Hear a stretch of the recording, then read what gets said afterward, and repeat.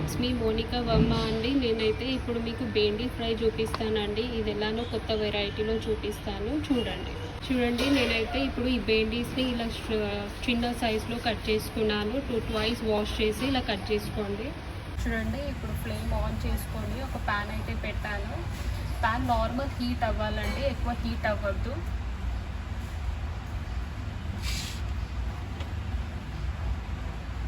Normal heat అయ్యాక బెండీస్ add చేయండి.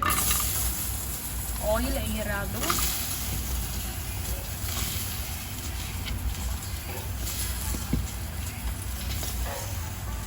Just బెండీస్ ఇలానే ఫ్రై అవ్వాలండి. లో ఫ్లేమ్లో పెట్టుకోండి.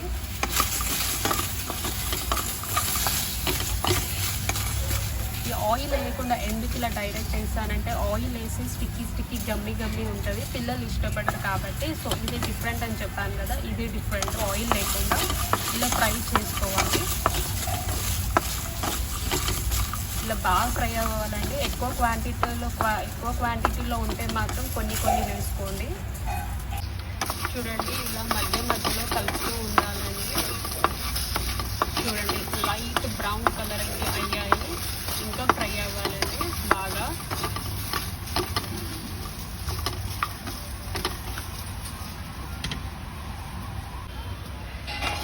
చూడండి, ఇలా డైరెక్ట్ వేసాం కాబట్టి స్టిక్కీ గమ్మీ లేదు. చూడండి, ఇట్లా డ్రైగా ఉంటుంది. చూడండి పీసెస్.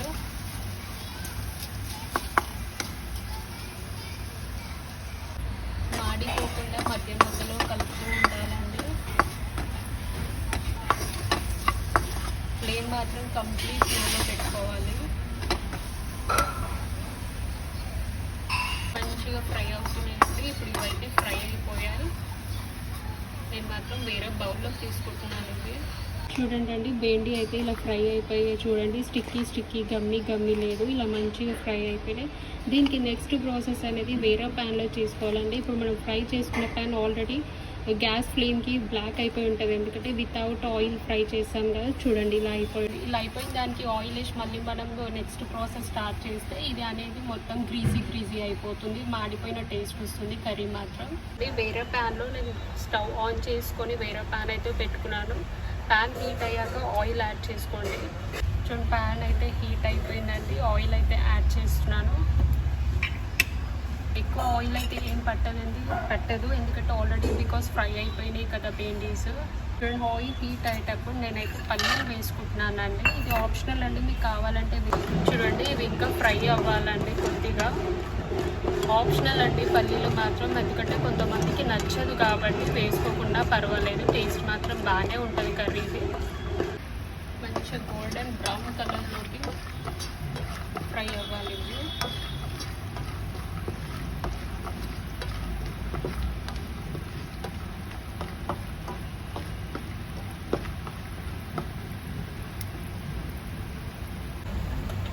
సో పల్లీలు అయితే ఫ్రై అయిపోయాయండి. నేనైతే వేరే బౌల్లోకి అయితే తీసుకుంటున్నాను ఇవి.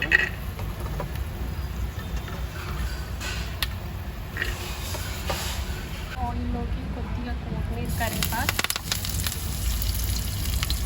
కొద్దిగా ఆనియన్,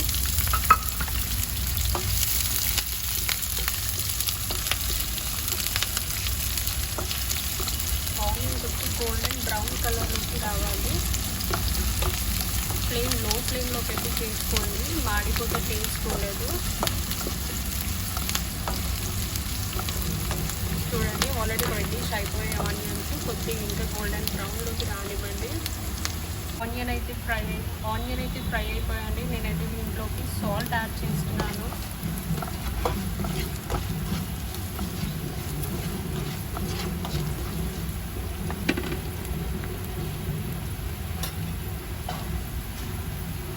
పసుపు,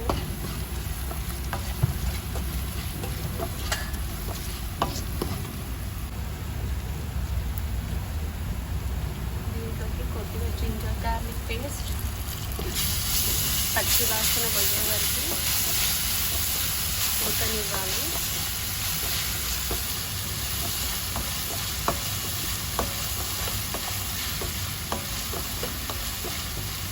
కొంచెం సేపు ఉడకనిద్దాం. ఇప్పుడు దీంట్లోకి ఇందులోకి ఫ్రై చేసిన బెండీస్ యాడ్ చేస్తున్నానండి. చూడండి,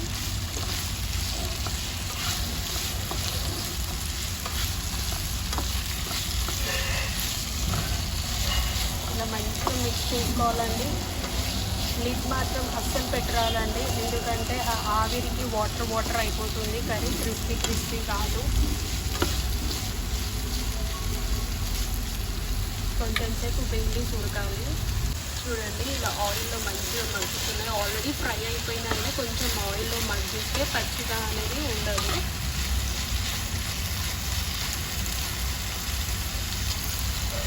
సో ఇప్పుడు ఇలా ఫ్రై అయ్యాక మిర్చి పౌడర్ అన్నా కాశ్మీరీ మిర్చి పౌడర్ అన్నీ వేసుకుంటుంది. అయితే కాశ్మీరీ మిర్చి పౌడర్ వేసుకుంటున్నానండి, అది మీ ఇష్టము.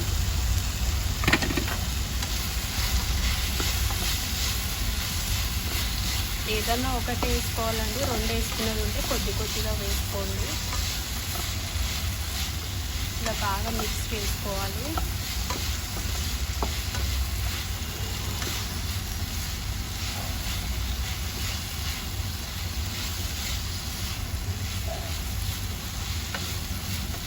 ఇలా మిర్చి పౌడర్ వేసాక కొంచెం ఒక 5 మినిట్స్ మగ్గనిద్దాం. ఇప్పుడు ఇలా ఒక 5 మినిట్స్ మగ్గినాక నేను ఇప్పుడు ఫ్రైడ్ పీనట్స్ అంటే ఫ్రైడ్ పల్లీలు మనం ఆల్రెడీ ఫస్ట్ ఫ్రై చేసుకున్నాం కదా, ఆ పల్లీలు వేసుకుంటున్నానండి. ఎందుకంటే ఫస్ట్ ఆయిల్లో పెట్టి ఇవన్నీ వేసుకుంటే పల్లీలు మెత్తగా అయిపోతే తినేటప్పుడు టేస్టీ అనిపించదు. సో లాస్ట్కి వేసుకుంటున్నాను. సో ఇలా పల్లీలు వేసాక నేను కొద్దిగా కర్రీ మసాలా వేసుకుంటున్నానండి. నేనైతే ఆన్లైన్లో పర్చేస్ చేసుకున్నాను కర్రీ మసాలా. మీ ఇష్టం, మీకు ఏది అవైలబుల్ ఉన్నా, ధనియాల పొడి అవైలబుల్ ఉన్నా అది కూడా వేసుకోవచ్చు. సో ఈ పౌడర్ వేసాక దాని ఫ్లేవర్ వచ్చాక ఆ స్మెల్ అనేది వస్తుంది కదా, కర్రీ మసాలా స్మెల్. ఇంకో 5 మినిట్స్ మగ్గిద్దాం. చూడండి, ఇప్పుడు ఒక 5 మినిట్స్ తర్వాత కర్రీ అనేది ఇలా ఉంది. సో దీనికి ఇంకొకటి కూడా యాడ్ చేసుకోవచ్చు అండి, అది కూడా మీ ఆప్షనల్. మీకు కావాలంటే వేసుకోండి, లేదంటే లేదు. ఇలా ఆయిల్ ఎక్కువ ఉంది అని తినలేము ఆయిల్ ఎక్కువ అంటే, సో ఇలా పుట్నాల పప్పు అండి, పుట్నాల పొడి మిక్సీకి వేసి గ్రైండ్ చేసుకొని వేసుకోవచ్చు. ఇది కూడా ఆప్షనల్ అండి, నేను అయితే వేసుకోను ఎందుకంటే అలానే బాగుంటుంది. సో ఇలా కూడా బాగుంటుంది, సో మీకు చూపించనీకి అని చెప్పి నేను వేసాను. చూడండి, పుట్నాల పప్పు వేయగానే దాని పచ్చి వాసన అనేది వస్తుంటుంది, ఆ వాసన పోవాలి.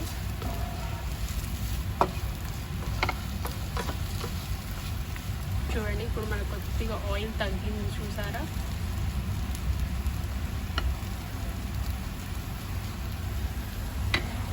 సో అది వేసాక లాస్ట్కి కొత్తిమీర కరివేపాకు వేసేసింది.